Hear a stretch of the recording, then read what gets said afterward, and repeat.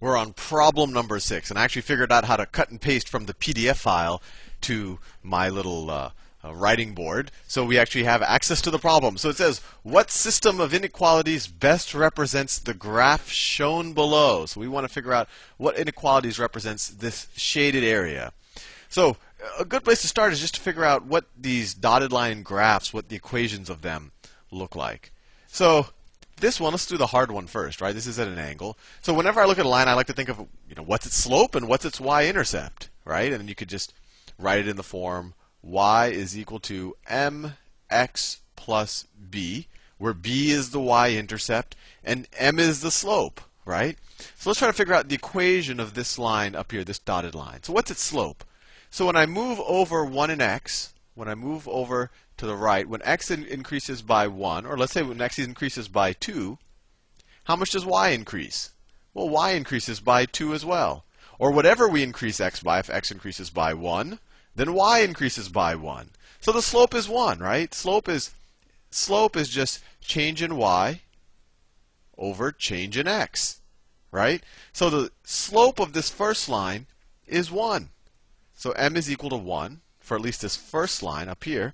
And what's its y-intercept? The y-intercept is just what does the graph equal when x is equal to 0, or where does it intersect the y-axis? Well, it intersects the y-axis right here at y is equal to 1. So b is equal to 1. So the graph of this, the equation of this dotted line up here is y is equal to mx, the slope times x. We figured out the slope was 1. So that's x plus the y-intercept, which we also figured out was 1. So that's the graph of that line, right? But notice, the shaded region is below that line. And it also does not include the line, right? Because that's why they drew a dotted line. If it was a solid line, that means that we're including the line itself. But the shaded region does not include the line, but it's below it. Think of it this way. For any given x, let's pick this x. Let me do it in a different color. Let me do it in blue. If I were to pick x is equal to 1, right? This is the point y is equal to x plus 1. That's the equation. Now my question to you is y above y is equal to x plus 1? Is a shaded region y is greater than x plus 1, which would be that region? Or would it be y is less than x plus 1, which is this region, right? Well, clearly it's y is less than x plus 1. You pick any x is equal to 3. This is what y would be equal to. Y would be equal to 3 plus 1 if you pick this choice. But the gray area is all, the y's that satisfy the gray area are always less than this point.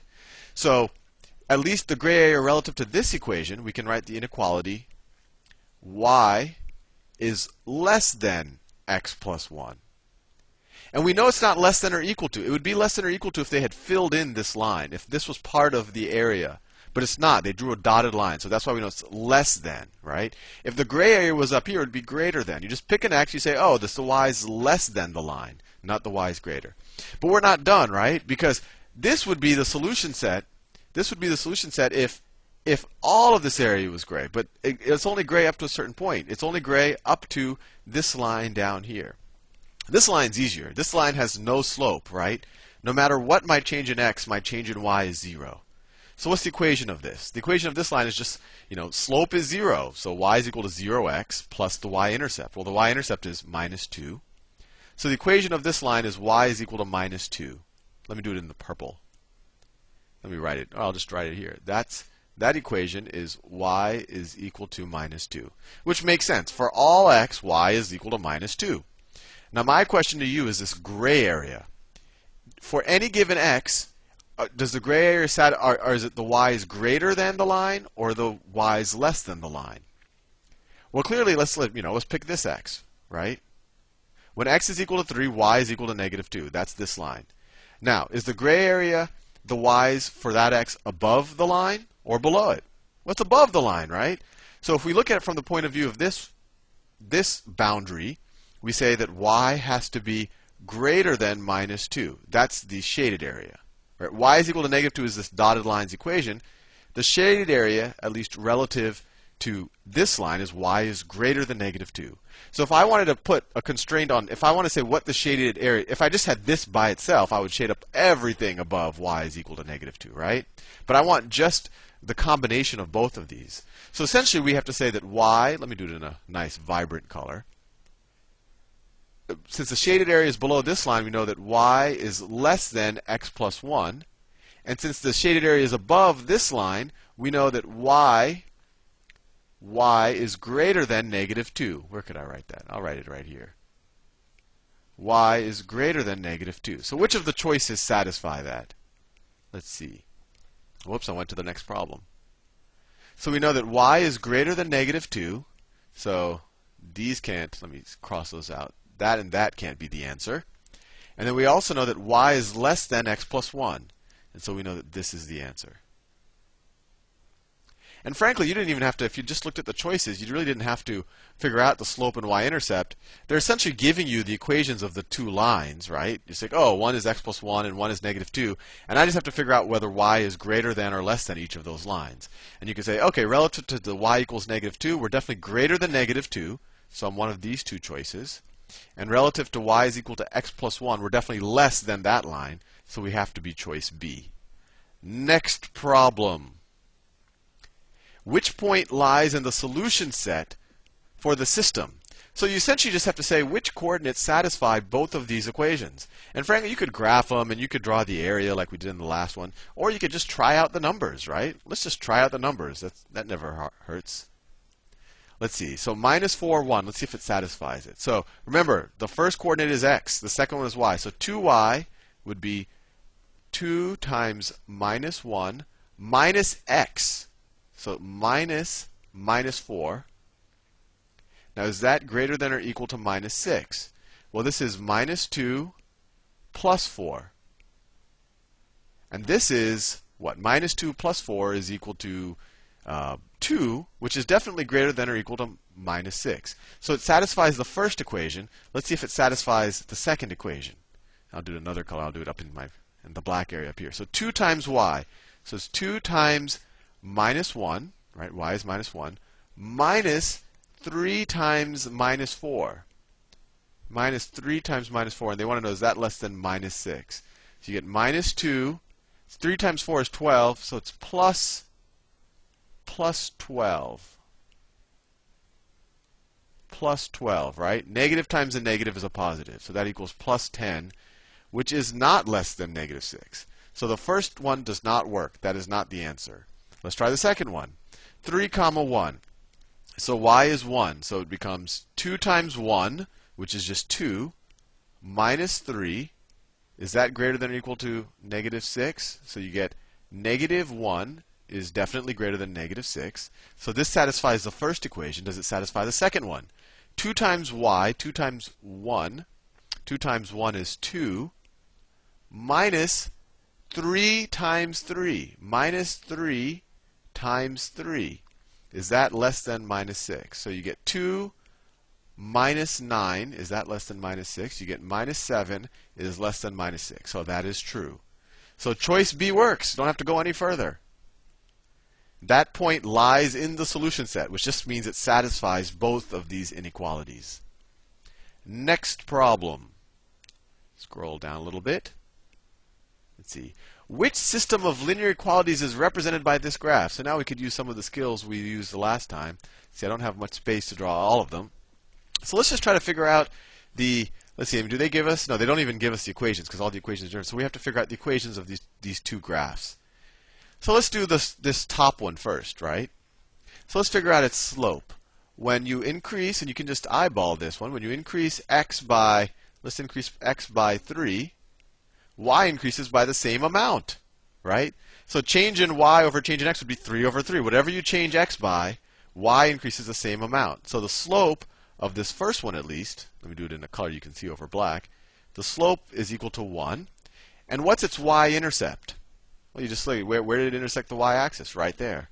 So the y-intercept is equal to minus 2. So this first equation right here is y is equal to x minus 2. Fair enough. And this gray area, is it above or below it? It's below it. You pick any x. For any x, this is y is equal to x minus 2. The gray area is for all the y's that are less than it, right? And notice, now the line is shaded in, so the line is part of the solution set, right? So at least relative to this, we know that the gray area is all y's that satisfy y is less than or equal to x minus 2. Less than because it's below it, and it's equal to because they actually drew in the line. But now we have to figure out the lower bound. What's the equation of this line? So let's think about it a little bit. This one's a little more interesting.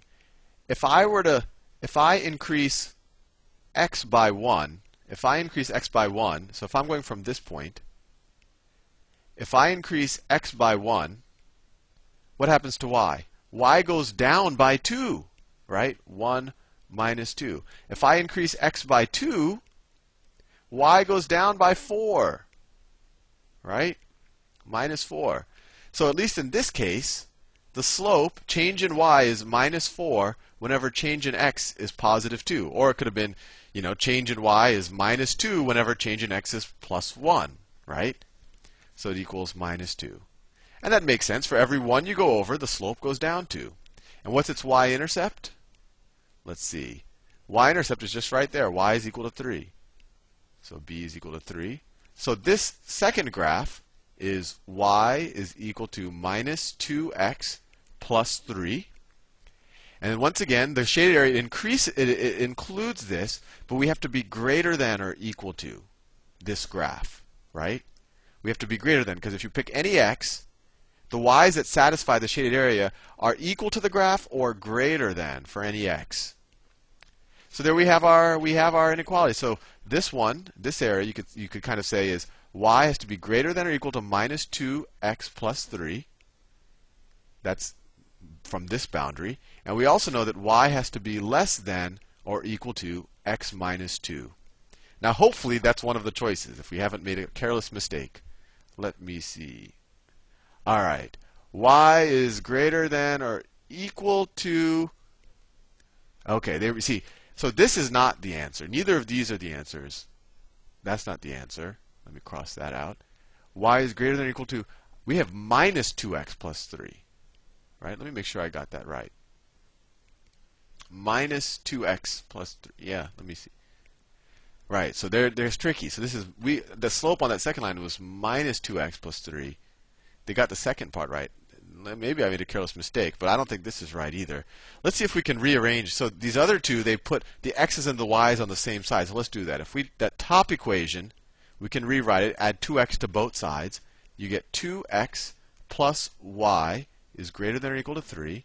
And the second equation, if we were to, let's see, if we were to subtract x from both sides, you get y minus x is less than or equal to minus 2. And now this is interesting. So there's no minus 2 on the right-hand side here. But what can we do? If we multiply both sides of this equation by minus 2, what happens? You get, multiply both sides of this equation by minus 1. You get minus y plus x. And when you multiply an inequality by a negative number, multiply or divide, you switch the inequalities. So it's greater than or equal to, and we're multiplying by a negative 1, 2. So it becomes x minus y is greater than or equal to 2. So our two equations turn into 2x plus y is greater than or equal to 3, which is this one. And we get x minus y is greater than or equal to 2, which is that one. And we're done. It's choice D. See you in the next video.